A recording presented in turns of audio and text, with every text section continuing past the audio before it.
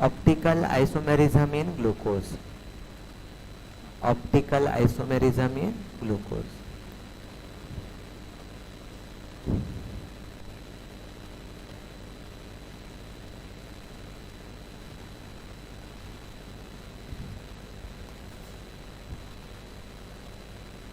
Optical isomerism,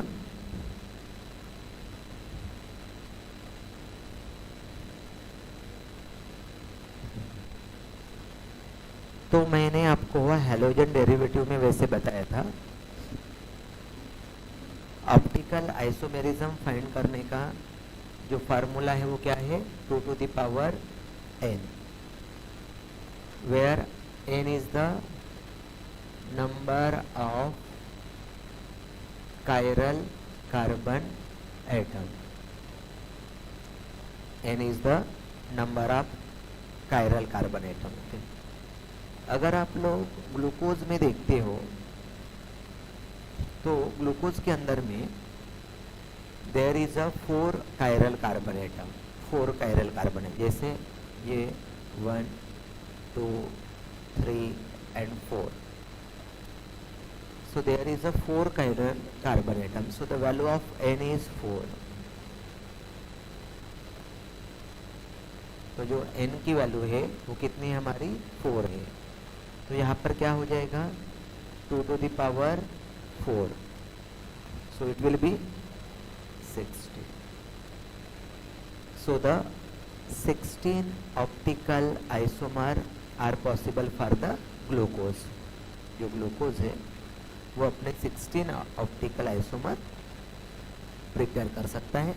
and these are the sum form of glucose, glucose, gluconic acid, saccharic acids, so these are the some isomeric form। Asymmetrical carbon, chiral carbon is 4, total carbon is 6, chiral carbon is 4। so then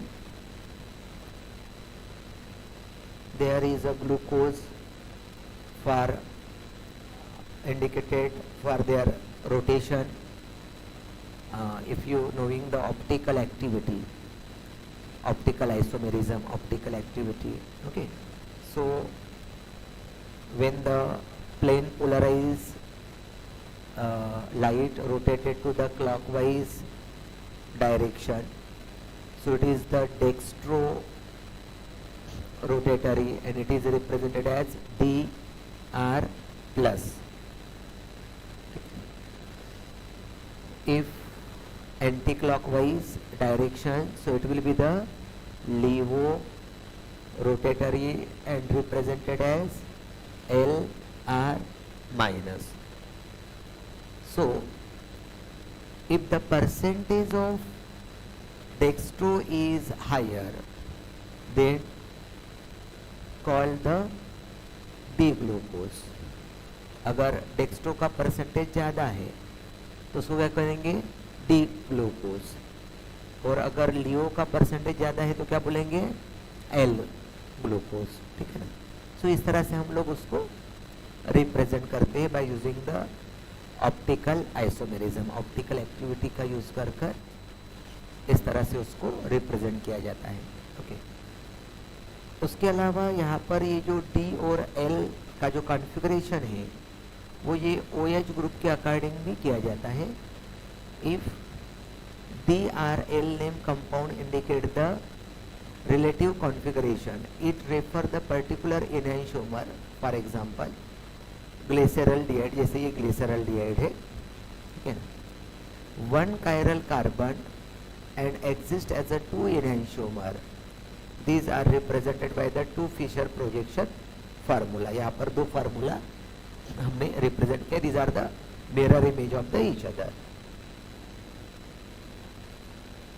these are the mirror image of the each other। एक दूसरे की क्या है, ये mirror images है, ठीक है ना। तो यहाँ पर ये जो हम लोग डी ग्लूकोज जो रिप्रेजेंट करते हैं, ठीक है ना। सो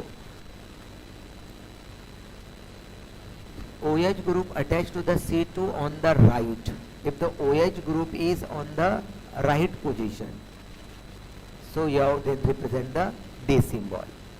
जैसे यहाँ पर OH कहाँ पर है, राइट साइड में, तो you called as the D, उसका जो भी नाम है उसके सामने क्या आएगा, D ये सिंबल आएगा। जैसे आप यहाँ पर भी देखिए, जो ये किस साइड में है, OH group right side, so you represent the D glucose. तो उसको क्या रिप्रेजेंट करते हैं हम लोग, D ग्लूकोज से रिप्रेजेंट करते हैं, है ना। So if the OH group at the right position, then you represent the D glucose. Okay, इस तरह से हम लोग ये रिप्रेजेंटेशन होता है उसका D glucose. Relative configuration of the, so ये आपकी इंफॉर्मेशन के लिए, ये ऐसा बोर्ड में इस पर हमारा कोई क्वेश्चन नहीं होता है, ये जस्ट आपको पता हो कि D रिप्रेजेंटेशन क्या होता है, L रिप्रेजेंटेशन क्या होता है, ठीक है ना। इस पर बोर्ड में कोई हमारा ऐसा क्वेश्चन, पर्टिकुलर क्वेश्चन नहीं होता है उस पर। सो जिस तरह से जो ग्लूकोज का स्ट्रक्चर ओपन स्ट्रक्चर होता है हमारा, जैसे ये हम देख रहे हैं कि ग्लूकोज कुछ इस तरह से होता है, 1 2 3 4 5 CHO CH2 OH, तो ये हमारा ओपन चेन स्ट्रक्चर है ग्लूकोज का। तो जिस तरह से ग्लूकोज का ओपन चेन स्ट्रक्चर होता है, उसी तरह से उसका रिंग स्ट्रक्चर भी होता है, जिसको क्लोज साइक्लिक या रिंग स्ट्रक्चर कहते हैं। तो रिंग स्ट्रक्चर ऑफ ग्लूकोज, ये जो है हमारा, ये ओपन स्ट्रक्चर है ग्लूकोज का, ये हमारा ओपन स्ट्रक्चर है।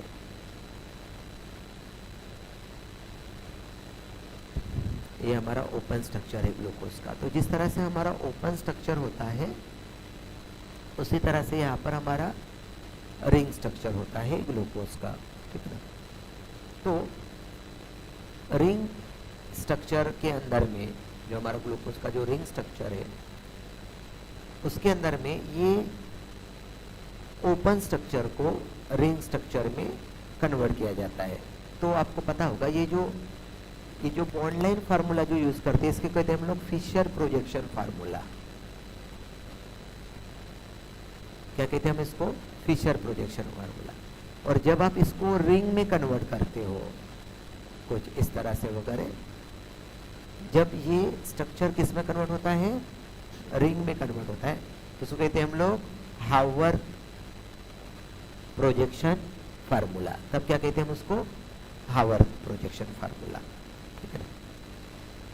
तो जब ये इस तरह से रे डायग्राम के अंदर में है, तो उसको हम कहते हैं Fischer projection formula. When you convert into the ring structure, then you called as the Haworth projection formula. क्या रिप्रेजेंट किया जाता है उसको, हावर्थ प्रोजेक्शन फार्मूले से रिप्रेजेंट किया जाता है, ठीक है ना। सो उनका जो रिंग स्ट्रक्चर जो होता है,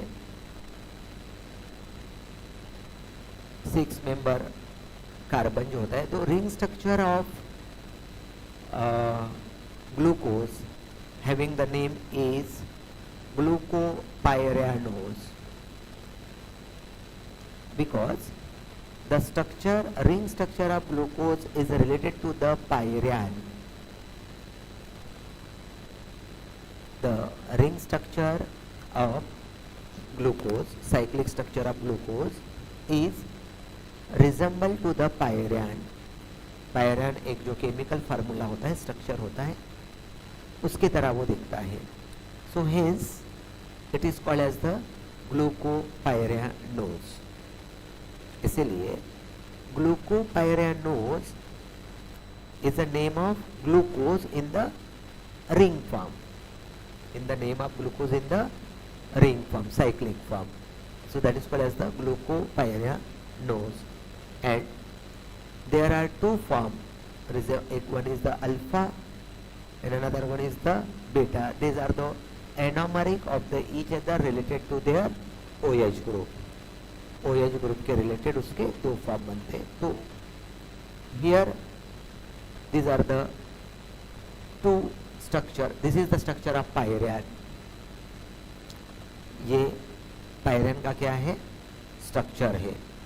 तो वेन जो आपका ग्लूकोज है, ये ओपन स्ट्रक्चर जो ग्लूकोज है, जब आप इसको क्लोज करते हो, रिंग बनाते हो, साइक्लिक बनाते हो, तो वो कुछ इस तरह से बन जाता है।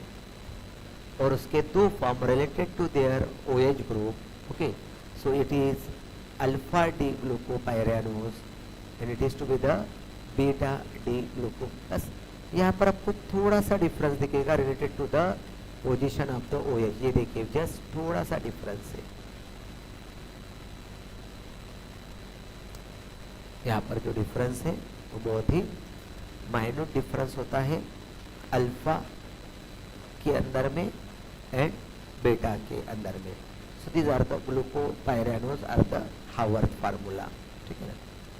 तो ये हुआ हमारा ग्लूकोज का रिंग स्ट्रक्चर। ग्लूकोज ये यहाँ पर कन्वर्शन प्रोसेस दिया है, तो इसकी जरूरत नहीं है, ये तो फ्रुक्टोज का है, ये हमारा ग्लूकोज का है। सो ग्लूकोज जो है रिड्यूसिंग नेचर होता है, रिडक्शन शो करता है, reducing nature of glucose. So glucose के अंदर में कौन सा ग्रुप होता है, एल्डिहाइड ग्रुप। तो हमने aldehyde, ketone and carboxylic acid में देखा था Tollens test, Tollens reagent test, Fehling test, Schiff's reagent test.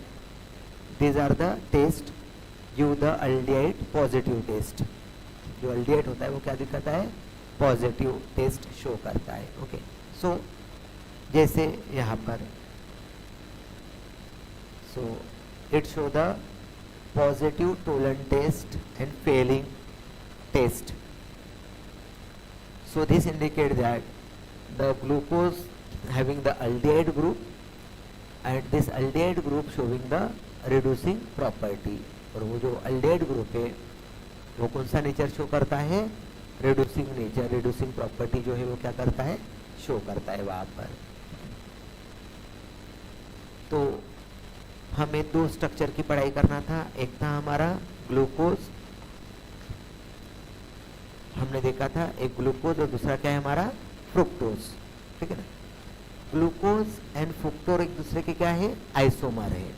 Glucose and fructose एक दूसरे के आइसोमर है। उसके अंदर में एल्डिहाइड ग्रुप होता है, तो फ्रुक्टोज में कीटोन फंक्शनल ग्रुप होता है। Okay, so fructose is a levo rotatory. अभी मैंने थोड़ी देर पहले आपको बताया था डेक्स्ट्रो अगर ज्यादा है तो डेक्स्ट्रो फॉर्म, डेक्स्ट्रो रोटेटरी, मतलब क्लॉकवाइज का परसेंटेज ज्यादा है तो। और अगर एंटी क्लॉकवाइज का परसेंटेज ज्यादा है, ठीक है ना, मतलब माइनस का परसेंटेज ज्यादा है, तो उसको हम क्या कहेंगे, लीवो रोटेटरी। क्या कहेंगे हम उसको, लीवो रोटेटरी कहेंगे। तो यहाँ पर ये जो हमारा फ्रुक्टोज है, ये फ्रुक्टोज क्या है हमारा, लीवो रोटेटरी। फ्रुक्टोज क्या है हमारा, लीवो रोटेटरी है। ठीक है, लीवोलोज इट इज रिड्यूसिंग शुगर। जो हमारा फ्रुक्टोज है वो क्या है हमारा, रिड्यूसिंग शुगर है। ठीक है, free state at the fructose in the combined state or the ring state, it is called as the fructofuranose in the ring form. Glucose, glucopyranose in the ring form. Fructose, fructofuranose in the ring form. fructofuranose बोलते हैं उसको हम लोग ring form के अंदर में। और इसके भी जो स्ट्रक्चर है कुछ इस तरह की होती है। So these are the, it is resemble to the furan, ये furan के resemble में है। okay, and these are the two form, alpha D fructofuranose and beta D fructofuranose, alpha form and the beta form। okay, तो ये हुए हमारे, हम जो कार्बोहाइड्रेट देख रहे, कार्बोहाइड्रेट के अंदर में मोनोसैकेराइड के अंदर में दो एग्जाम्पल देखा हमने, एक one is a glucose and another one is a fructose. दो फॉर्म देखा है हमने, ग्लूकोज एंड फ्रुक्टोज। ठीक है, उसके बाद अनदर टर्म देखना है हमें, डाइसैकेराइड। तो फिलहाल हम लोग ये इतने क्वेश्चंस लिख लेते हैं क्योंकि नहीं तो कंफ्यूजन बढ़ जाएगा। तो इतने पार्ट के पहले हम लोग क्वेश्चंस लिख लेते हैं। बायोमोलिक्यूल जो हमने शुरू किया है, जितना हुआ अभी इतने के क्वेश्चंस लिख लेते हैं। तो ये थे सभी एग्जाम्पल हमारे मोनोसैकेराइड के। मोनोसैकेराइड के अंदर में हमने दो स्ट्रक्चर पढ़ा, एक पढ़ा हमारा ग्लूकोज और दूसरा पढ़ा हमने फ्रुक्टोज। अब हम पढ़ते हैं डाइसैकेराइड।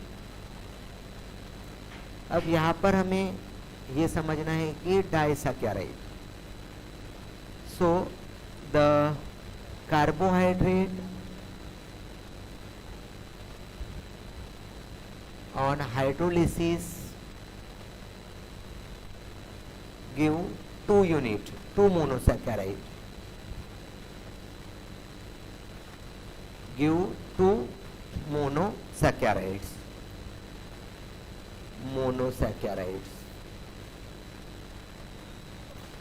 okay, दो देगा, इसलिए उसको हम क्या कहते हैं, डाइसैकेराइड्स, दो मोनोसैकेराइड। अब यहाँ पर आपको ये याद रखना है, ये जो दोनों मोनोसैकेराइड जो होते हैं वो एक दूसरे को अटैच होते हैं। मतलब जैसे मान लीजिए ये एक कोई भी, ये एक मोनोसैकेराइड है और ये एक दूसरा मोनोसैकेराइड है, ठीक है ना, कोई भी दो मोनोसैकेराइड है, तो ये दोनों मोनोसैकेराइड एक दूसरे को अटैच होते हैं। ठीक है ना, तो ये दोनों मोनोसैकेराइड यूनिट एक दूसरे को अटैच होंगे। तो जैसे मान लीजिए कोई भी ये पोजीशंस होते हैं उनके, तो मान लीजिए ये यहाँ पर अटैच है। This attachment occur through oxygen, वो दोनों एक दूसरे को किससे अटैच होते हैं, ऑक्सीजन से अटैच। तो उसको कहते हैं हम लोग glycosidic linkage. What is glycosidic linkage? What is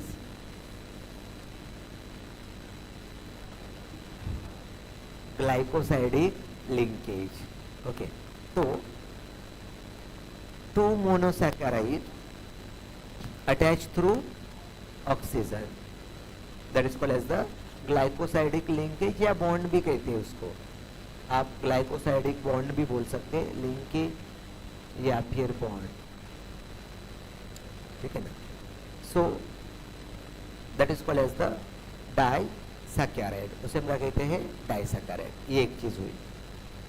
इसके अलावा हमें ये पता होना चाहिए, यहाँ पर जब कोई भी हम लोग डाइसैकेराइड देखते हैं तो उसके यूनिट के नाम पता होने चाहिए कि किसको जोड़कर वो बना रहे हैं। तो इसका हमें नाम पता होना चाहिए जो भी गिवन रहेगा, और ये नाम पता होना चाहिए। तो फर्स्ट थिंग, किन मतलब कौन दोन मिल रहे, इसके नाम पता होने चाहिए वो टू के। सेकेंडरी हमें ये पता होना चाहिए कि किसके नंबर के साथ कौन अटैच है।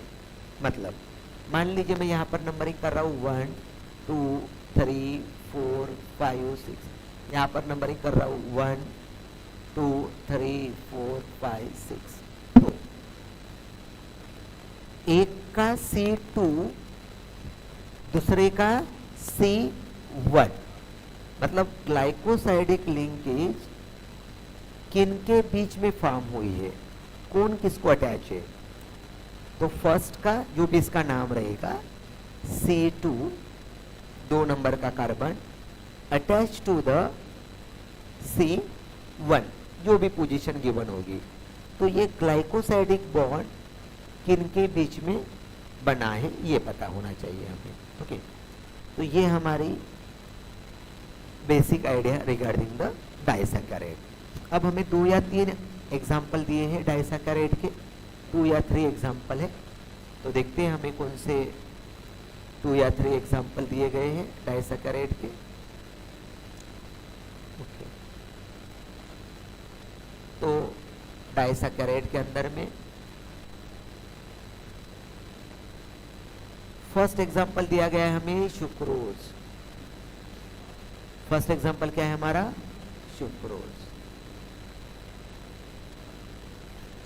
फर्स्ट एग्जांपल है सुक्रोज, ठीक है ना। सुक्रोज का एग्जांपल दिया गया है हमें।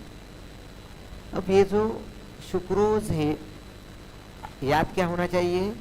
कौन से 2 यूनिट से वो बन रहा है, मतलब वो जो डाइस सुक्रोज जो है उसमें कौन से 2 यूनिट है। तो कौन से 2 यूनिट है यहाँ पर? D glucose and D fructose. मतलब ये किससे बन रहा है? ग्लूकोज प्लस फ्रुक्टोज से बन रहा है। Okay, so this can be form by the, ये आपका ये दिस वन। ओके, इसको भूल जाइए, ये मत याद, इतना ये याद रखना है, ठीक है, दिस वन। ओके, तो ये है आपका डी ग्लूकोज और डी फ्रुक्टोज, ये 2 यूनिट से बन रहा है। पहला हुआ किन दोनों को मिलाकर बन रहा है। सेकंड पता होना चाहिए उसकी, ये जो ग्लाइकोसाइडिक लिंक है किन के बीच में बन रहा है? अल्फा डी ग्लूकोज का C1 and beta D fructose का C2।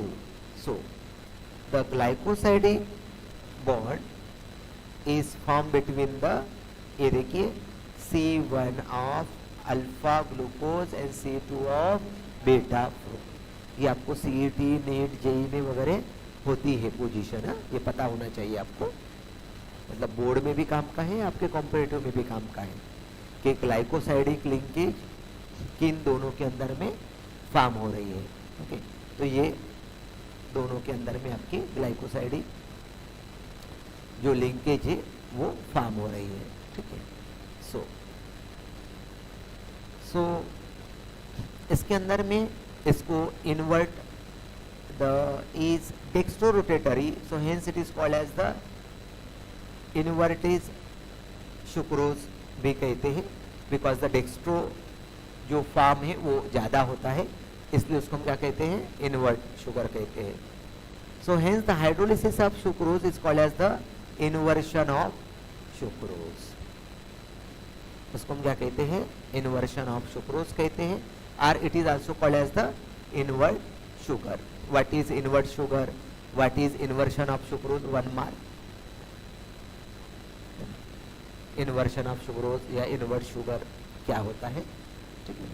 तो ये हुआ उसका, it is non reducing sugar because ketone group, so it is the non reducing sugar, ठीक है। तो ये हुआ हमारा फर्स्ट एग्जांपल सुक्रोज का, ठीक है। सेकंड एग्जांपल दिया है हमें मैल्टोज। सेकंड एग्जांपल है हमारा मैल्टोज। डाइसैकेराइड के अंदर में अनदर एग्जांपल है मैल्टोज। अगेन से मैल्टोज किससे बनाया जा रहा है? Okay, so maltose alpha D glucose and glucose. Maltose किससे बन रहा है? Alpha D glucose and glucose से। ये 2 यूनिट है उसके अंदर में। अटैचमेंट क्या है? अल्फा डी ग्लूकोज का C1 एंड ग्लूकोज का C4, C1 to C4 linkage. So here C1, सो यहाँ पर डायरेक्ट दिखाते हैं 1,4, ऐसा भी दिखाते हैं 1,4 ग्लाइकोसाइडिक लिंकेज, एक का 1 दूसरे का 4, सो 1,4 ग्लाइकोसाइडिक लिंकेज उसके अंदर में फॉर्म हो रही है आपके मैल्टोज के अंदर में। Again it is this one belong to the family of reducing sugar, और ये उसका स्ट्रक्चर है, Haworth formula of the maltose, ठीक है। तो पहला था हमारा सुक्रोज, सेकंड है हमारा मैल्टोज। थर्ड दिया है हमें लैक्टोज। थर्ड एग्जांपल दिया है हमें lactose.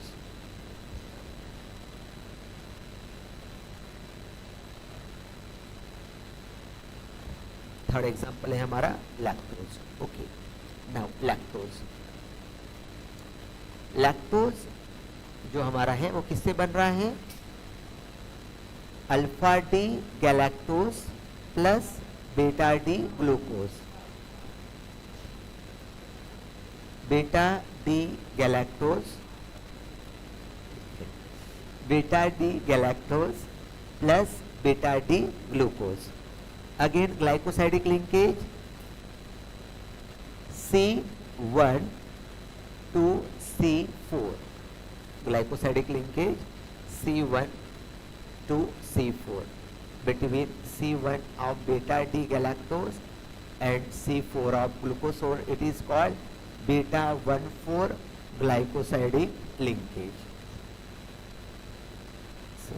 Glycosidic linkage, it is also a reducing sugar. तो ये हमारा लैक्टोज और ये उसका स्ट्रक्चर। तो डाइसैकेराइड के अंदर में हमने 3 एग्जाम्पल देखे हैं, ठीक है ना। फर्स्ट एग्जाम्पल है हमारा सुक्रोज, सेकंड एग्जाम्पल है हमारा मैल्टोज और थर्ड एग्जाम्पल है हमारा लैक्टोज। बोले सुक्रोज के अंदर में कौन से 2 यूनिट है, नाम बताइए। सुक्रोज के अंदर में 2 यूनिट के नाम बताइए, कौन से 2 यूनिट है। हाँ, मैल्टोज के अंदर में कौन से 2 यूनिट है। मैल्टोज के अंदर में कौन से 2 यूनिट है।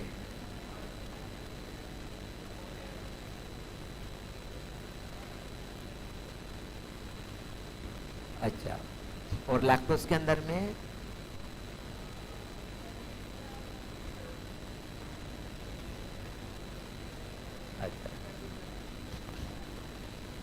ये टर्म बोर्ड के लिए बहुत ज़्यादा इफेक्ट नहीं करेगी, लेकिन कॉम्पिटिटिव में पता होना चाहिए आपको, ठीक है ना। ये बोर्ड में, हाँ भाई सीईटी में ये आपको बोर्ड में उतना ज़्यादा, अगर आप भूल भी जाते हो, नहीं भी पता है, तो उतना कुछ वेटेज नहीं है इस पर, क्योंकि इस पर पूछने वाले क्वेश्चन और भी बहुत है सामने, ठीक है ना। क्योंकि 3 मार्क के तो क्वेश्चन होते हैं, तो पूछने के क्वेश्चन कुछ अलग है, वो मैं बता दूंगा। सो बोर्ड के अकॉर्डिंग उतना कुछ आपको नहीं है, लेकिन कॉम्पिटिटिव के अकॉर्डिंग आपको ये पता होना चाहिए, क्योंकि वो आपके क्वेश्चन होते हैं।